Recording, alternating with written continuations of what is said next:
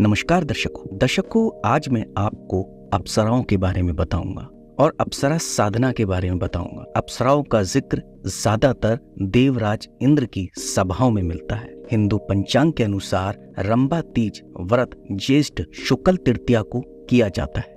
विवाहित महिलाएं अपनी सुहाग की लंबी उम्र और बुद्धिमान संतान पाने के लिए यह व्रत रखती है, जबकि कुंवारी कन्याएं यह व्रत अच्छे वर्ग की प्राप्ति की कामना के लिए रखती है। कहते हैं कि ये व्रत शीघ्र फलदायी होता है। तो चलिए आज मैं आपको बताता हूँ कि रंभा कौन थी और क्या उनकी साधना है। पौराणिक शास्त्रों के अनुसार अप्सराएं देवलोक में रहने वाली अनुपम, अति सुंदर, अनेक कलाओं में दक्ष, तेजस्वी और अलौकिक दिव्य स्त्री है। देवराज इंद्र के स्वर्ग में हजारों अप्सराएं थी, लेकिन उनमें से 1008 प्रमुख थी। उनमें से भी 11 अप्सराएं प्रमुख सेविका थी। ये 11 अप्सराएं हैं कीर्तस्थली, पुंजिकस्थला, मेनका, रंभा, प्रमलोचा, अनुमलोचा, घृताची, वच्छरा, उर्वशी, पूर्वचित्ती और तिलोत्मा। इन सभी अप्सराओं की प्रधान अप्सरा थी रंभा, यानी कि इन सबों में सबसे ज्यादा मुख्य थी और इन सबों की आप कह सकते हैं कि सीनियर थी, हेड थी, या इन सबसे ज्यादा खूबसूरत थी रंभा।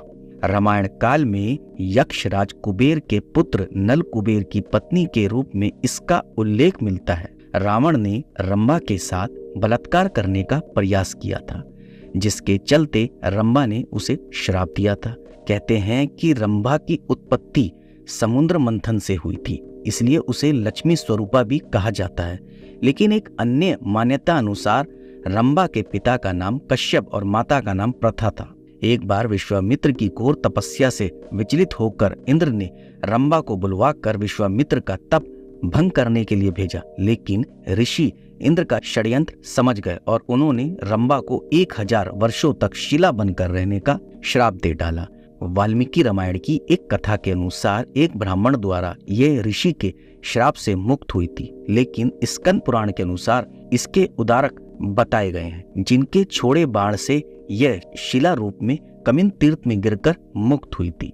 कहते हैं कि आकर्षण, सुंदर वस्त्र, अलंकार और सौंदर्य प्रसाधनों से युक्त सुज्जित चिरयौवना रंभा के बारे में कहा जाता है कि उनकी साधना करने से साधक के शरीर के रोग, जर्जरता एवं बुढ़ापा समाप्त हो जाता है। माना जाता है कि अप्सराएं गुलाब, चमेली, रजनीगंधा, हरसिंगार और रात रानी की गंध पसंद करती है। अप्सरा साधना के दौरान साधक को अपनी यौन भावनाओं पर संयम रखना होता है, अन्यथा साधना नष्ट हो सकती है। संकल्प और मंत्र के साथ जब साधना संपन्न होती है तो अप्सरा प्रकट होती है। तब साधक उसे गुलाब के साथ ही इत्र भेंट करता है।